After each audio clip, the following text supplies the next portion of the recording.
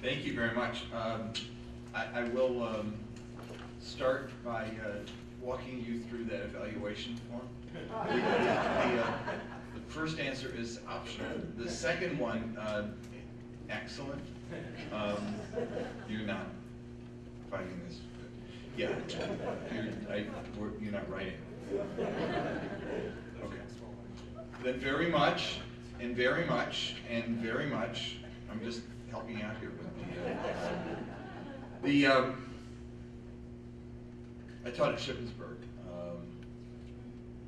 eons ago, almost 40 years now, and then did some work with the Mellon Foundation grant, with doing a seminar with faculty in this South Central, East Central part of the state. And lived here for a number of years in Carlisle, but some work in a congressional campaign that brought me into this area. So I kind of know the area well. This is like one of the first times I've been back in a long time, and I'm grateful for the opportunity to be here. Thank you for the invite, and I'm so pleased that it came from a student initiative to bring me. I want to talk obviously about the Middle East, its importance, and what we know, what we don't know, and why we're in trouble in the region, because we are. Since the end of the Vietnam War, we have spent more money, we've sent more weapons, whoops, we've sent more troops, fought more wars, lost more lives in the Middle East than anywhere else in the world. We have more interests at risk in the Middle East than anywhere else in the world. We've expended more diplomatic capital in the Middle East than anywhere else in the world. And every U.S. president since the end of the Vietnam War has had his presidency largely shaped by events, usually events beyond the control of the president, that have taken place in the Middle East, from Iran hostage crisis to the Arab Spring at the present time, and everything else that's gone on in between.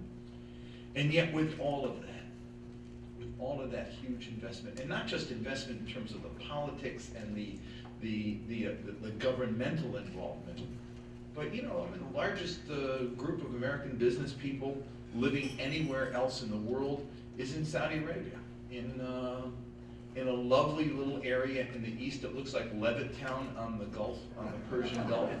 It's a little city, about 30,000 people. You ever watch the Little League World Series and you see the Saudi Arabia team? And they all have like blonde hair and they have names like Kyle and George and Frank. They're not Saudi kids. They're American kids, and they live in Saudi Arabia as part of the Aramco installation there. They've lived there for decades, done well, prospered, and been a friend of the Saudis, and the Saudis have been friends of theirs. We have human relationships, in other words, throughout that region, and investment in the infrastructure. Saudi oil is sold to the world, purchased with US dollars, and those Saudi dollars get reinvested back in the United States. It literally underwrites US currency on the world market. It helps us avoid a collapsing currency rate. With all of that, we don't have a clue about the Middle East. Most Americans just don't know. Poll that we did back in 2009, after we'd already lost 4,500 troops in Iraq. We asked the question, identify where Iraq is on a map. Only about 37% of Americans could do it. Now that's up from when the war started in 2003, when only 11% could find Iraq on a map. But the fact that we still don't know, 2/3 of our people still don't know where it is quite disturbing. And it goes on from there. I mean, in question after question after question, when we do fact-based questioning, what people don't know is shocking about the region. And it's not just that the public doesn't know, but our political leadership doesn't know either. I have a quote in my book about Trent Lott, who was at the time majority leader in the Senate, about Sunnis and Shias. They all look the same to me, and I don't know what the hell the problem is over there with those people. Coming from our leadership, not having any understanding of what the region is, and not having the intellectual curiosity to want to know.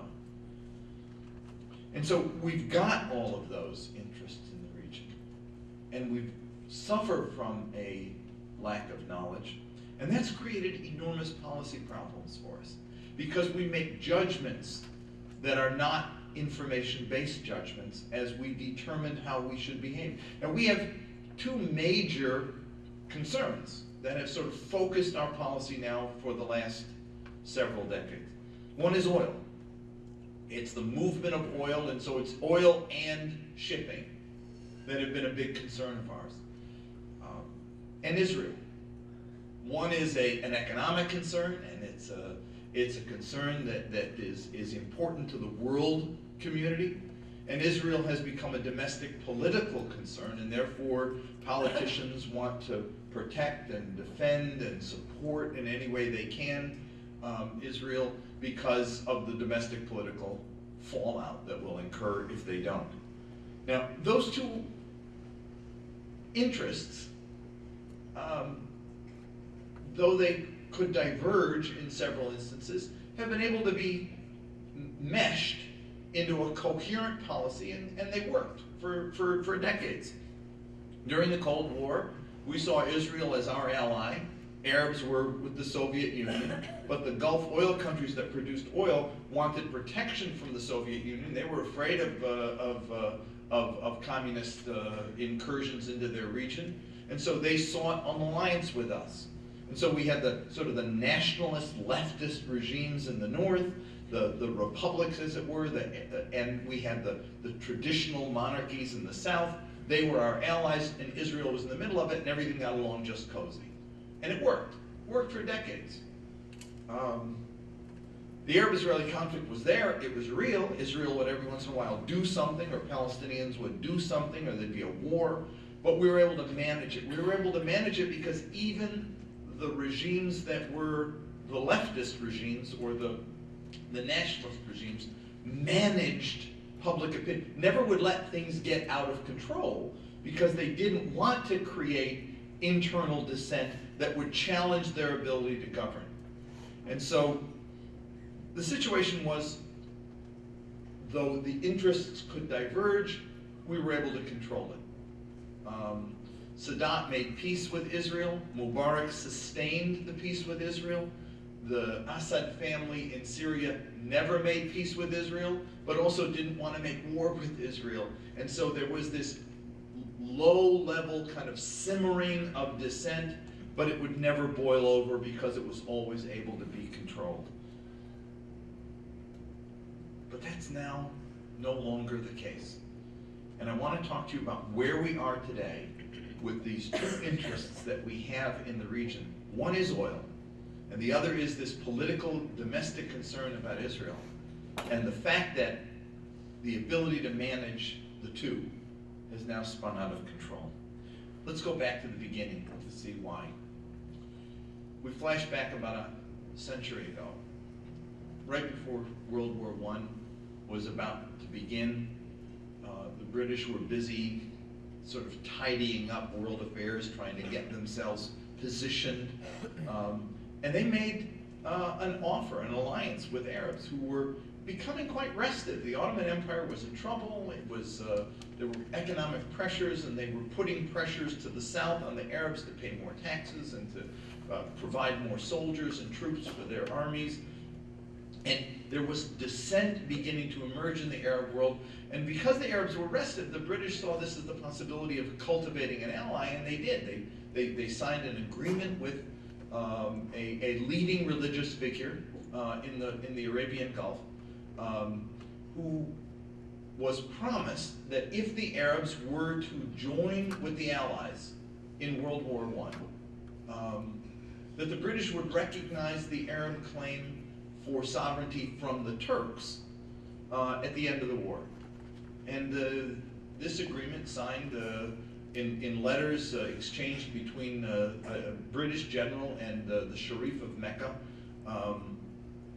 were important for the Arabs in helping spur them to in fact rebel and open a southern front against the Turks during World War I. What the Arabs didn't know was that at the very time that the British were doing that, British were also making a promise to the Jews to recognize part of the Arab territory as a Jewish homeland. And at the same time, the British were making an agreement with the French to carve up the Middle East into spheres of influence, so that the French would have their place, the British would have their place, and there would be these buffers in the middle that would be British and French spheres of influence, but would have some kind of nominal independence. The war ended. The Arabs had lived true to their bargain, opened a southern front. It had been a successful southern front.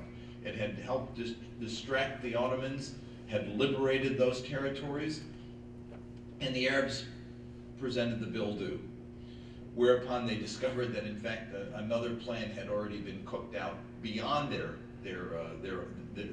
without their knowing about it, for British and French control of the territory. Britain and France wanted control of the territory. Again, part of it had to do with oil. Part of it had to do with strategic control. They wanted control of the Suez Canal, and they needed to have these buffer states on the region, so that on the eastern region of the Mediterranean, so that they'd have control of the Mediterranean and therefore the Suez. And they needed clients in order to run those states. They didn't trust the Arabs. They didn't know the Arabs. They had a Jewish client, and the French had a Maronite Christian, that's what my folks are, client, and they were going to set up states that they could use to govern through them. Arabs didn't like it. They resisted. They presented their bill due and they said, we want an independent state. It was interesting that while the British and French were doing that, the Americans took a different position. Woodrow Wilson had the position that, we ought to ask people what they want. We ought to give them the rights that they feel that they deserve. And so the very first public survey of Arab opinion occurred right after World War I, and it was Woodrow Wilson's answer to the British and French. He sent a commission to interview people throughout the region to say, what do you want? And what they came back and told them is they wanted a unitary Arab state. They didn't want the Zionist enterprise. They didn't want British or French control. In fact, if anything, they wanted America to have some kind of relationship with the region. Well, I always call it, it's the first poll that was done of the Arab world, and it was the first poll that was ignored in the Arab world. And Lord Balfour said in response to the results of the poll, he said, the aspirations of 700,000 native Arabs mean nothing to me. Our interests dominate, and the interests of the Zionist movement are far more important to me than what those people want. And so the plans went forward, and what happened was they carved the region into pieces. They dismembered it, basically. They drew lines in the sand. They created the Lebanon. They created Syria. They created Palestine, Jordan, Iraq, and Kuwait had already been severed from Iraq as the sort of, so if you look at the map, you'll see that the three areas where the water hits land were literally carved out as very direct colonial enterprises that the British could have, and the British and French could have direct control. In the middle were three buffer states, the Iraq, Syria, and Jordan. And kings were imposed who were not indigenous to those areas. Kings were imposed on those three countries. Arabs had nothing to do with it, nothing to say about it. So when we try to understand where all of the trouble comes from, Jack Straw was British foreign minister back in the early part of the last decade. He said, every problem we are having in the Middle East today begins with our machinations after World War I.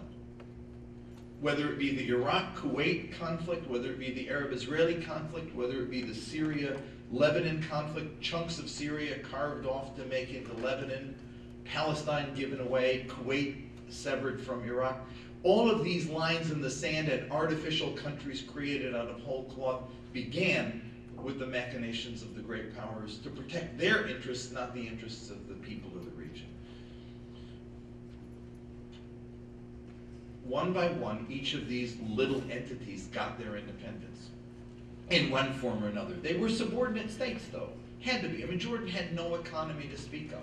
It was in the desert, mainly. Syria had lost its largely its port areas in the Lebanon or in Palestine, and Iraq had lost its port access. It only had this little strip going down the river from what they call the Shakal out of the river that flows down into the sea, and has Iran, a hostile neighbor on its border, which always competed for rights of the waterway. Every war that began between Iraq and Iran somehow had to do with control of that waterway. All of these problems were the result of the great powers pitting people against each other in order to maintain their hegemony in the region. We inherited all of that at the end of World War II, when America became sort of the power that was to be the protector of Western interests. Instead of undoing it, we maintained it and tried to sustain it as it was. Here's the problem. This created a sense not just of loss, but very much a culture of loss in the Arab world. When people ask me, why is Palestine important? I mean, these aren't Palestinians, these are Egyptians. Why do they care? I tell them, talk to Native Americans about Wounded Knee. Talk to Jews about the Holocaust. In some ways, what these events, the loss of Palestine or Wounded Knee, or what they mean to a people, a culture, they become a symbol of something larger than the event itself. And so, as African Americans look at slavery and the Middle Passage, as Native Americans look at Wounded Knee, it's a story that becomes part of the narrative of an entire people. It's the narrative of loss. It's the narrative of betrayal. It's the narrative of the West having dominated and controlled. And it's the narrative of a loss of an ability to determine your own future. And so an Arab looks at Palestine, looks at what's happening to Palestinians, and he says, that's my story. I had a friend, a minister in a government in the Gulf, hates Hamas, was furious with Arafat for some of the things he did. During Israel's war in Gaza in 2008, called me up, and he began to tear up on the phone. And he said, those children, I saw those children, they could be mine. In our polling, when we ask, why is it important, they say, because they're Arabs like me. And so what this represents is a terrible hurt in history. I call it the wound that never healed. That's part of the story that we have to understand as we now come up to the present day. Two things are happening in the Arab world today. On the one hand, the period of colonialism is coming to an end. The regimes that had been implanted are being overthrown. And the lines in the sand that were drawn are being called into question. And so we have a new dynamic taking place in the Middle East where, for maybe the first time, a popular revolt has occurred that is calling into question governance on every level. Arab opinion never mattered. Didn't matter to the West, didn't matter to their own leaders, but now Arab opinion is beginning to matter. And so even leaders that haven't been displaced are paying attention to what their people are saying because they don't want to be displaced. They don't want their people to get to go into the streets and demonstrate. And so you see people beginning to make decisions to move in a more independent direction from the West because they feel they might be at risk if they don't. And so Egypt and Tunisia, which were the first, have now embarked on a path that is uniquely Egyptian and Tunisian. Libya was a different case study. I mean, it was the West was invited in because Gaddafi was a nutcase and everybody knew it and the Arabs knew it and they wanted to be done with it. It's not going to happen elsewhere. Even Syria, as bad as it gets, and despite the fact that some of the Syrian opposition want the West to come in because they're tired of being mowed down by the brutal forces of the Assad regime. Nevertheless, there is no one in the Arab world who's going to be welcoming another U.S. or Western incursion into the Arab world. As much of a pain in the neck as Assad is, he's not seen in the same way as Gaddafi, and so this is going to be worked out by the Syrian people on their own, with maybe some regional support from other Arab countries. The Jordanians are feeling this dissent. The Lebanese are involved in an internal tussle. And the Palestinians are now beginning to assert themselves in a whole new way. This effort to go to the UN, to have an independent state declared, is the Palestinians saying, we've had enough. We don't trust the West to negotiate any longer. We don't see you as mediators. We don't believe the Israelis have any interest in coming to a settlement. And so we're turning this back to the world body, the very world body that created the partition in the first place. And we're asking them to help us decide.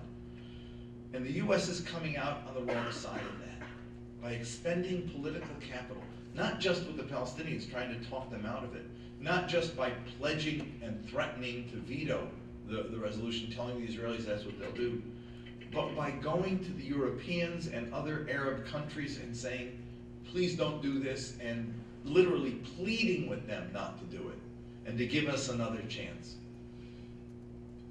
Number one, the Palestinians can't afford to give us another chance. They are hanging by a thread in terms of support they have among their own people, who have said, after all of these years, what have you gotten us? The occupation is worse today than it was at the time that the first peace agreement was signed with the Israelis back in '93. Settlements have doubled since 1993. The bypass roads have carved the West Bank into pieces so that you can't go from one part of the West Bank to the other part of the West Bank without going through checkpoints that separate these Israeli-only highways, and Palestinians can't cross over them. And this wall, which is longer right now than the Berlin Wall ever was, which snakes in and out of the West Bank, 28 feet high, it's a monstrosity, has literally made life unbearable for hundreds of thousands of people who live alongside it in its shadow. And given that, Palestinians are saying, we have to win something. We have to get recognition from somewhere. We've trusted the United States, it let us down. We waited for the Israelis to negotiate, they didn't want to, and they continue to build settlements. And their response to our going to the UN is to announce 4,000 new settlement units in the West Bank. And if we do it and go to the vote, they're promising even more settlements. I mean, the Israeli notion of how to make Palestinians compromise is by presenting them with a more difficult situation and saying, now what are you going to do with it? And so the Palestinians are saying, we don't have a choice. And in the middle of all of that, we're making the wrong choice. We're making the wrong choice by not recognizing the centrality of Palestine for the Arab world as a whole. I said in the beginning, when the first revolts began to occur in Egypt, I was asked by a reporter, shouldn't we dump Mubarak? Wouldn't that improve our favorable rating in the Arab world? And I said, you got it backwards. We're not unpopular in Egypt because we supported Mubarak. Mubarak's unpopular in Egypt because he supported us. Because he supported us in Iraq. Because he supported us in Palestine, supporting what Israel was doing in Gaza, keeping Gaza's border closed so that people from Gaza couldn't get out or couldn't get goods in. Becoming a way station on the road to rendition so that people that we wanted to torture, but we didn't want to bring them to Guantanamo and torture, we sent them to Egypt and had him torture them for us. And Egyptians knew it, and they resented it. This sense of history being out of control, this sense of not being a master of your own destiny, this sense that the wound that didn't heal next door in Palestine, that your leaders were in fact partly responsible for it not healing, is one of the reasons why Arab Spring occurred in the first place. And it's one of the reasons why Arab leaders lost legitimacy. General Petraeus made that observation to Congress and was rejected. I I mean, who would know the Middle East from America's interests better than the commanding general of the whole region? And he said, the problem with the Israeli-Palestinian issue is that moderate Arab leaders end up losing legitimacy among their own people by supporting our policy, which is, he said, part of the reason the conflict hasn't been solved. And so it is threatening our ability to protect our interests, and yet it is something that our leadership still doesn't recognize the need to change. And so we're confronting a huge dilemma in the next couple of weeks. On the one hand, we have this Arab Spring, which has transformed the political climate in the Middle East. It hasn't transformed all the governments, but something, we could have vetoed a resolution at the UN and gotten away with it 2 years ago, but we won't get away with it this time. Because the Arab world is watching, and the Arab world has found its voice, and Arab governments are now hearing the voices of their own people in a way that they didn't before. So when Prince Turki Al Faisal, who is the former chief of intelligence and the former Saudi ambassador to Washington, and whose brother is the foreign minister, writes an op-ed in the New York Times 3 days ago, and he says, veto it if you want, but know that your relationship with our country will never be the same again, and you will weaken your influence throughout the whole Middle East. He's not whistling Dixie. He's actually telling the story. I had him on my TV show last night, and he said, look, he said, I'm not telling you what my government will do. I'm not in government right now, but I'm telling you that no Saudi citizen will feel the same about America, because if you do this, you're making a very dramatic statement about the fact that you don't view our opinions as mattering. Our opinions didn't matter before, but they do now. And so that's, I think, the issue that we have to take and pay attention to. The Arab world is changing. We're not. The Arab world is, in fact, moving into a new understanding of itself. We're not. We're still doing the same stuff. And we're doing the same stuff in part because our knowledge base has never grown. Our knowledge base about the region or about the consequences of our behavior in the region hasn't changed at all in all the years I've been doing this work. I mean, Congress passes a resolution earlier this year saying if the Palestinians go to the UN, we cut off your aid. Well, that didn't work, so they sent 1/5 of Congress went to Israel this August. 1/5 of Congress went to Israel this August to deliver to the Palestinians a direct message. If you do this, we will cut off your aid. Well, that hasn't worked, and so what Ross Lehtinen, Eliana Ross Lehtinen, the chairman of the Foreign Relations Committee, has done is crafted a new resolution. It says that if the UN passes a resolution, the U.S. will cut off all U.S. assistance to the UN. I mean, can we do more to cut our nose off to spite our face? I mean, not hearing Arab voices is one thing, but not listening to the entire world community is something else. And the reason is we don't get the consequences. The conflict between trying to maintain this relationship with the Arab world and this need to protect Israel, which we were once able to manage, have now come into direct conflict with each other. And the issue is not that we have to choose, but we have to find a way to reconcile them. And that's the thing we're not doing. We're allowing the situation to dictate itself, and therefore we're losing.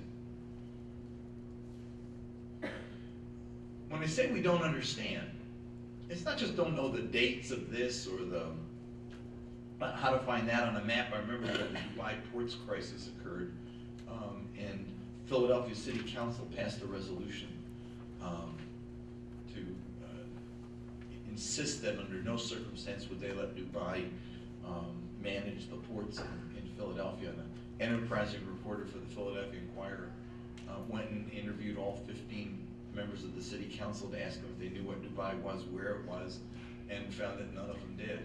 But it didn't matter. Just like it doesn't matter today that 24 states are considering legislation to outlaw Sharia law and haven't got a clue what Sharia law is. What, it's beheading people. I know what it is. It's divorcing your wife or whatever, and they don't know what it is at all. But it doesn't matter. You know, prejudice is really a good thing because you don't need to know anything to be prejudiced. Actually, ignorance works in that regard. It's blessed. You can kind of go off and say, you can run for president and be ignorant. We've done that in our history, and it's worked. Sometimes we like our presidents to be dumb.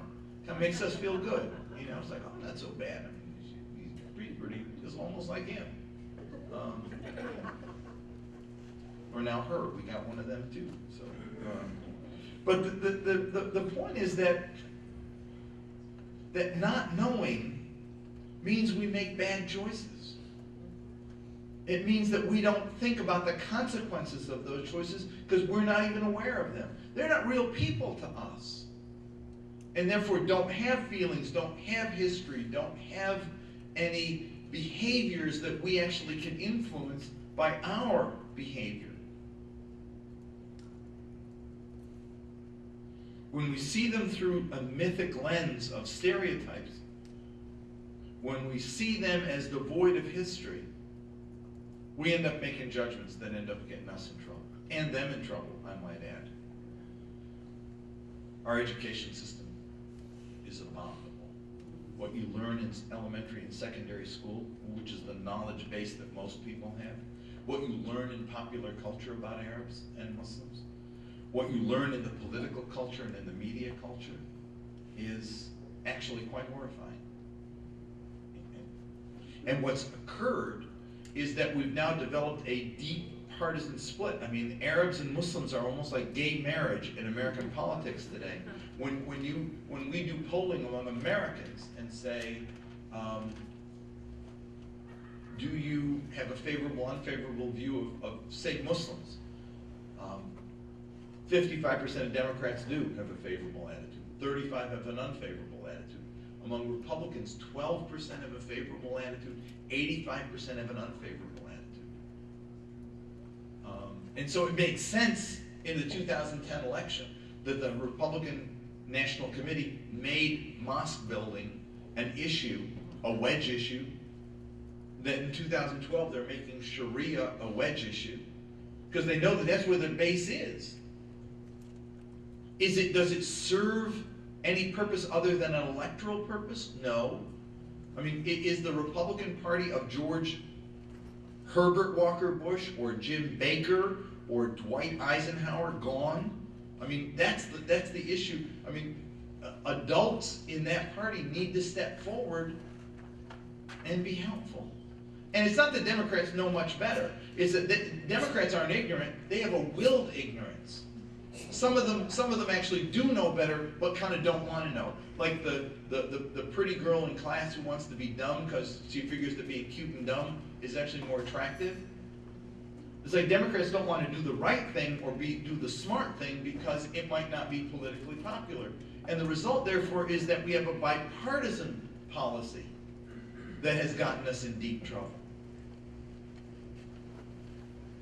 And a public uninformed enough not to check the bad policy decisions.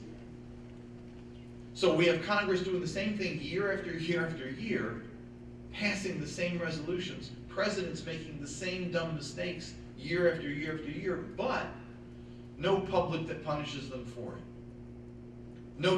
At no time does it become an issue in a presidential debate. At no time does it become an issue in a congressional debate. At no time does anyone say to a member of Congress, why did you vote this way? Why did you do this? Why have you put our country at risk across the Middle East by making the wrong decision? And when presidents try to do the right thing, they're slammed down. I mean, if you look at Barack Obama tried to simply, a rather minimal marker in his May speech to the State Department, where he said that the peace negotiations should take place on the basis of the 67 borders with land swaps. Now, that is no different than George Bush's letter to Ariel Sharon, where he said that the peace would be based on the 49 armistice line, which, members of Congress, is the same as the 67 borders. It's just, you know, the two ways of saying the same thing with land swaps. But while Sharon accepted it, Netanyahu doesn't accept it, and so what he wanted to do was challenge the president. He goes to the White House, wags his finger in the president's face, not only gets away with it, but is invited to a joint session of Congress where he got 29 standing ovations from both parties. I was in the Arab world. I went to the State Department speech, and I went to the Arab world right after that, and people were horrified. It was like a WWF SmackDown, you know. It was like, you know, we will fix the president and insult and humiliate him before the eyes of the world and show him who's boss, the Prime Minister of Israel. And it made us look really bad. And so that the president is quiet these days is rather understandable, given the fact that he's got an economy in collapse, a presidency on the brink of disaster, and the Arab-Israeli conflict is not going to be the thing he's going to stick the sword in himself over. But the point is that behavior must change on this, and it's not.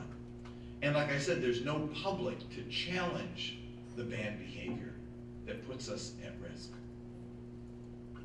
And so it's a huge security concern. And it does threaten our economy, and it does threaten our security, and it does threaten stability in the Middle East.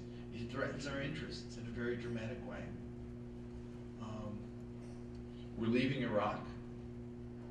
Iraq's no way better than it was when we went in.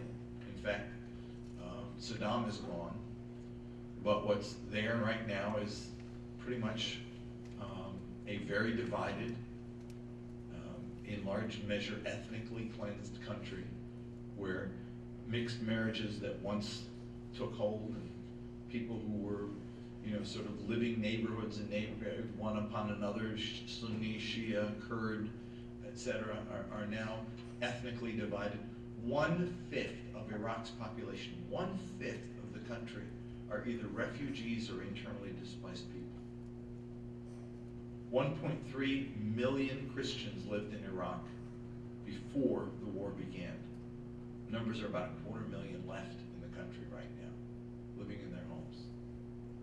That's an ethnically cleansed country. Neighborhoods that were mixed are now either Sunni or Shia. And walls have been erected that people dare not cross. We're going to leave. Iraq's not better than it was, but Iran has now been emboldened. It's largely the power in Iraq, and is now threatening to enter the rest of the Gulf and project its strength there, making Gulf countries that once sought an American protective umbrella after the Iranian Revolution, they're now afraid to seek American protection. King Abdullah in Saudi Arabia once told the story of the sheep farmer whose sheep were being threatened by wolves, and every night he'd lose a sheep to the wolf that would come.